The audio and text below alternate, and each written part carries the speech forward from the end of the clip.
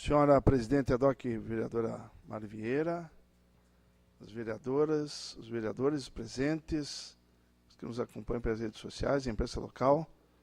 Em particular, cumprimento ao vereador Júlio Flores, que é a primeira vez que nós convivemos, eu estou retornando. O vereador Fernando Anselmo também, que está retornando por um período.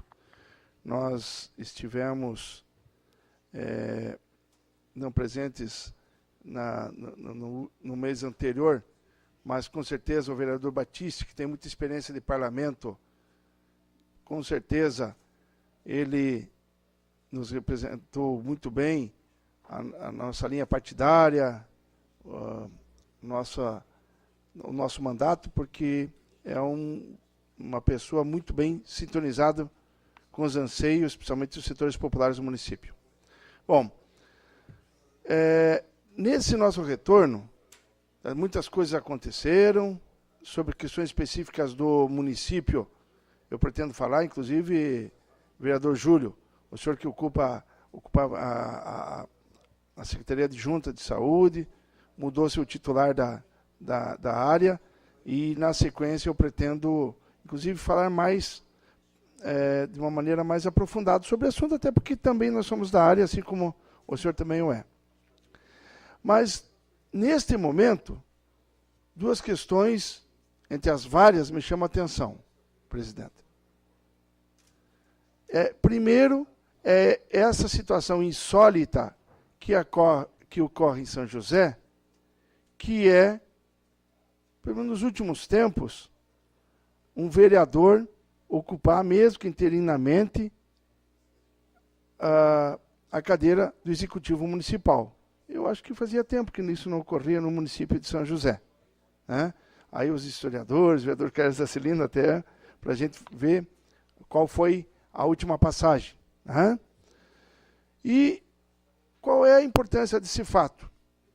A prefeita até foi para Bogotá para ver um projeto de mobilidade. O vice-prefeito, por uma questão legal, está usufruindo da possibilidade das suas férias, e a normalidade continua. E isso é importante. E por que eu estou traçando esse paralelo?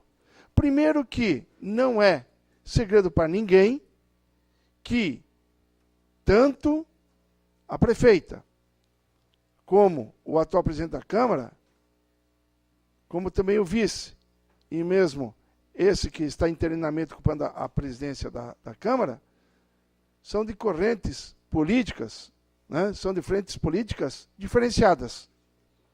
E nem por isso, nós, cada um resguardando a sua identidade política, vindo de frentes de luta política, inclusive eleitorais divergentes, conseguimos encaminhar a normalidade da transição que as convenções sociais assim o exigem, o Estado de Direito Democrático. E isso é importante. E em São José, falei hoje de manhã na transmissão de posse, como também rapidamente lá no Paço Municipal, na Prefeitura, é um exemplo nesse momento. Por quê? Porque nós passamos um outro momento muito importante, mesmo licenciado, mas estava na frente política. E qual é o problema? Nós aqui respeitamos a normalidade democrática. E nós acabamos de ter uma eleição presidencial que, mais uma vez, o povo deixou bem claro que a eleição não foi entre duas pessoas, mas que foi entre dois modelos. Dois modelos. E aqueles que não tiveram êxito eleitoral, alguns assimilaram o resultado. Mas as aves do mau agouro da ribação, tem gente falando em volta aos militares, tem gente falando em volta à ditadura. Essas pessoas, ou de fato, têm gosto de sangue na boca e a mão suja, por ser contra a democracia, ou não leram a história, ou não conhecem a história quando falam uma bobagem dessa. Porque não é bobagem. Eles brincam e brincam com a vida das pessoas. E pessoas que são do meu círculo de convivência, que de fato estão convencidas que necessita de um golpe militar, de uma situação de ditadura nesse país, eu peço que nem me cumprimentem. Porque eu conheço pessoas que foram torturadas, pessoas que foram mortas por esse regime de exceção, e essas pessoas começam, por um insucesso eleitoral, a achar que a solução para o Brasil é essa. Não é. Não é. Outra questão, vereador Neri, o senhor que tem bastante experiência. O discurso lacerdista, pseudo-moralista, não ganha mais eleição nesse país. Uma coisa eu concordo com a nossa presidenta. A diferença desse momento da Petrobras dos anteriores é que nesse momento as instituições estão apurando os fatos. Vão apurar outros e vão continuar. Nesse momento. Ou vocês vão dizer que a Petrobras no passado não teve esse problema. A privatização das teles, a privatização da Vale do Rio Doce, esse sim foi um lesa-pátria. Esse sim foi entreguismo.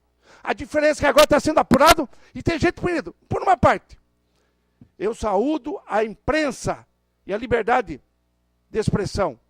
Mas a gente sabe que mais de 70% dos órgãos de comunicação no Brasil pertencem somente a 6 famílias. E essas 6 famílias, utilizando uma concessão pública, eles atacam como partido político. E depois querem se defender como liberdade de expressão. Atacam como partido político. Agem como partido político. Ao sul do Brasil, inclusive, a gente sabe que tem uma rede que é o principal partido político de Santa Catarina e Rio Grande do Sul. Eles nomeiam e desnomeiam quem querem. E fizeram um pouco, muita coisa, inclusive, em alguns momentos dessa Câmara. Eles, inclusive, na verdade, acabam entendendo o interesse de quem lucra, que é alguns empresários que são donos de comunicação, e de seus patrocinadores. Nós mesmos aqui na Câmara já presenciamos isso. Teve uma ação aí que tinha um patrocinador muito forte e eles daram e falar mal da Câmara, vereadora presidenta, no momento. Então, o Brasil avançou e continua avançando. Quem fez mal feito que seja punido. Mas o povo fez uma escolha correta. E detalhe, esse negócio de divisão, a turma não sabe ler número. Por quê? Por exemplo, a presidente Dilma teve mais de 26 milhões de votos no Sudeste e no Sul. Não vou falar nem no Centro-Oeste. E 24 milhões de votos no Nordeste. Aliás, a diferença, na verdade, a mais no Sul e no Sudeste para a presidente Dilma foi 1.958.000 votos. A mais no Sul e no Sudeste. Agora, se não souberam fazer inclusão social, e o povo está continuando fazendo aposta em inclusão social. E o que foi bom desse processo político, e é bom que o processo político se dê, primeiro, que o financiamento de campanha não permite mais que empresas doem dinheiro. E o senhor Gilmar Dantas, que é parente do senhor Daniel Mendes, eu sempre faço esse trocadilho, porque os dois são almas gêmeas, o Gilmar Mendes com o Daniel Dantas, está no Supremo, já tem 6 votos para não ter mais financiamento de empresa. Só essa medida, vereador Moacir, já resolveria grande parte dos problemas da eleição no Brasil.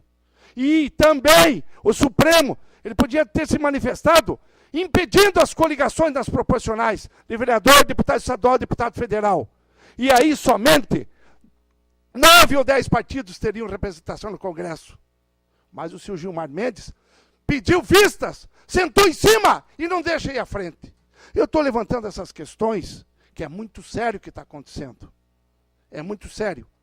E, para muita gente, a eleição parece que não acabou, e logo temos 4 anos. Então, São José hoje é um exemplo. Pessoas de frentes partidárias diferenciadas, concepções políticas outras, sabem conviver com o Estado de Direito Democrático. E nisso eu sou intransigente. Eu não vou tolerar que nem em pensamento, nem em forma de piada de mau gosto, alguém faça alguma alusão a uma ditadura sanguinária que não estiver presente. Então, vereador Chico, eu lhe cederia a parte, mas infelizmente só tenho 3 segundos, e na sequência, com certeza, com muito prazer, quero escutar Vossa Excelência.